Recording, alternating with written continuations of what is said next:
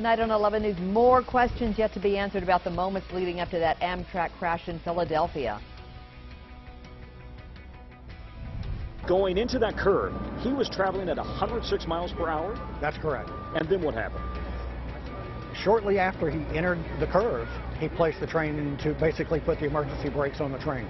Slams on the brakes. Slams on the brakes. But it's too late? Well, the train derailed at that point, so I would say it was too late. Tonight, live team coverage as more victims of the deadly derailment are identified. And that is our big story tonight. Good evening, everybody. I'm Stan Stovall. And I'm Donna Hamilton. Tonight, the engineer of Amtrak's Northeast Regional Train number 188 has been released from the hospital and identified. Officials say Brandon Bastian was at the helm of the train when it went off the tracks in Philly last night, killing 7 people and sending more than 200 others to area hospitals. Bastian has been with Amtrak since 2009. Meanwhile, authorities have released the identities of 4 of the people killed. They include Justin Zemser, a midshipman at the U.S. Naval Academy. Abid Galani was a senior vice president at Wells Fargo.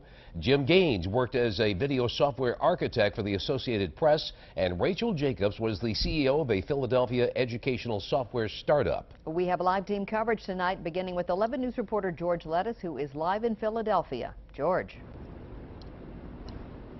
Well, Donna and Stan, as you can imagine, this is still a very active scene and an active investigation.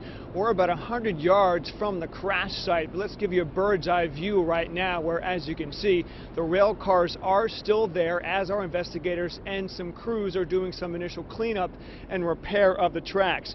Federal investigators now know that at the site of the crash, the section of track where the derailment happened, the train was going more than double the speed limit. Why is the big question. Late Wednesday afternoon, crews began replacing some of the damaged tracks in Northeast Philadelphia, where 7 cars of a D.C. to New York bound Amtrak train derailed Tuesday night. Boom! The whole sky lit up blue and looked like smoke coming from that direction. NTSB video of the wreckage on the ground shows toppled train cars that once carried 238 passengers and 5 crew members. Officials say 7 people died and more than 100 were rushed to hospitals, some still in critical condition. Investigators say data downloaded from the train's black box shows that moments before the crash, the train was going as much as 106 miles per hour as it tried to negotiate a curve in the track where the speed limit is 50 miles per hour. Why was the train speeding? That's the big question for the NTSB, which says it will also examine a camera mounted on the front of the train. We're looking at the track, the train signals, the operation of the train, the mechanical condition of the train, human performance. It's not clear if the train's engineer is cooperating with investigators yet. NBC News identified him as Brandon Bastian. Officials say the derailment likely happened when he slammed on the emergency brakes during that high-speed curve. Meanwhile, passengers describe what most of them called the scariest moment of their lives. But at the moment, I couldn't tell what was up, what was down. It was just, people and things kind of tumbling through the car.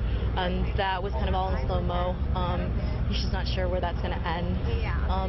And then it was just kind of the moment that it stopped and I could taste dirt and I knew I was alive at least. People who live near the crash site describe seeing a big flash of light. At first, they thought the track's electrical lines falling was a transformer explosion. We were sitting across the street. A blue light came right for our electrical wires, and whew, next thing you know, we seen the train upside down right here.